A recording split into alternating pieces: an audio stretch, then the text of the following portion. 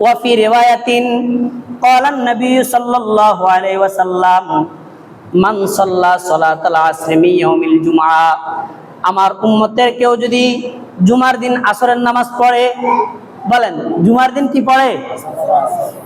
মান সাল্লা সালাতাল আসরি মিন ইয়াউমিল জুমআ, আমার উম্মতের কেউ যদি জুমার দিন আসরের নামাজ পড়ে, ফাকালা ক্বাবলা আন ইয়াকুমা মিন মাকামিহি 80 মাররা, এরপর সে আসরের নামাজ যে জায়গায় পড়লো ওই জায়গা থেকে উঠার আগে যদি 80 বার এই দুরূদটা পড়ে, কতবার বলেন? কোন দুরূদটা?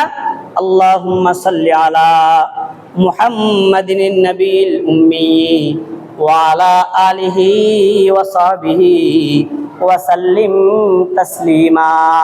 আমার সাথে বলেন আল্লাহুম্মা, বলেন আল্লাহুম্মা সাল্লি আলা মুহাম্মাদিন নবিয়্যিল উম্মি ওয়া আলা আলিহি ওয়া সাহবিহি ওয়া সাল্লিম তাসলিমা। আল্লাহর রাসূল বলে, আমার যে উম্মতটা জুমার দিন আসরের নামাজ যে জায়গায় পড়লো, ফাকালা ক্বাবলা আন ইয়াকুমা মিন মাকামিহি 80 মাররা, কেউ যদি এই দুরূদটা ওই জায়গাতে বসে 80 বার পড়ে, কতবার বলেন?